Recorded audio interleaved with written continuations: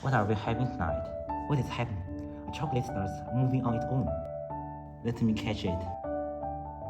Tell us everything about you, or we'll choke you up. Oh, no, stop! I will tell everything about me and my family.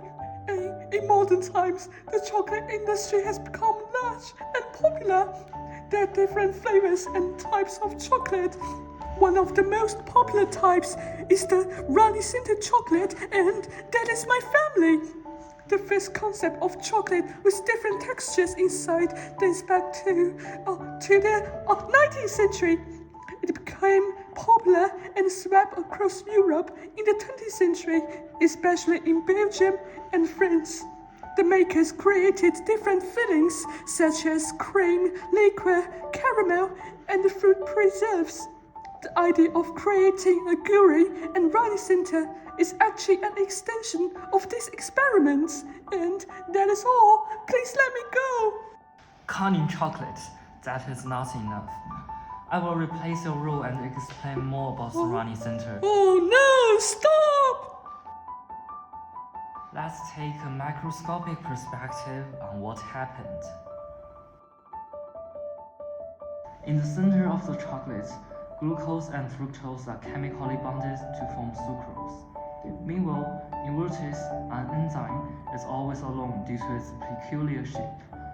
However, one day sucrose found that the shape of invertase is complementary to its own, so they get together when they meet. The substrate enzyme complex helps change the structure of sucrose, dividing it back into glucose and fructose by providing an alternative pathway with lower activation energy. At the same time, there are a lot of water molecules around them. The water molecules can dissolve the glucose and fructose, which have been broken down by invertase, into solution. To keep the function of invertase, the reaction should take place under mild conditions, within a specific temperature range and pH value. Over time, the sucrose is broken down one by one into monosaccharides, and most of the water is used up. The mixture of glucose and fructose is more soluble than sucrose, which means they can create a more viscous aqueous solution. Furthermore, the mixture has a more irregular structure compared to the sucrose crystal, so the filling becomes smoother and softer. That is how we produce the runny scented chocolate.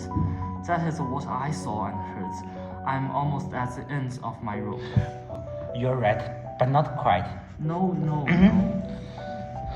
In modern days, the method has been replaced by another one.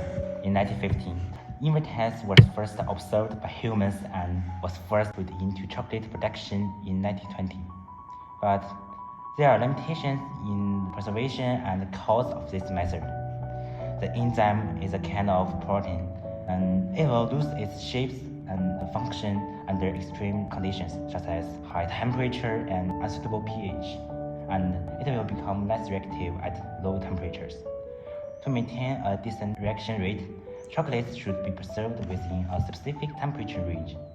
Chocolaters were first restricted and turned to use another, more direct method. They put cream and chocolate together and mix them to create a cream texture. They regulate the ratio between the two materials to determine how firm or runny the center is.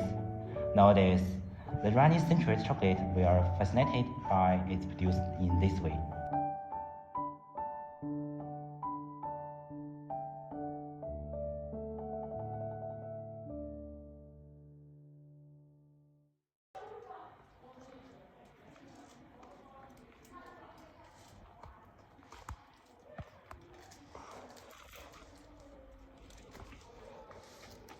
同学，实验室里不许吃东西。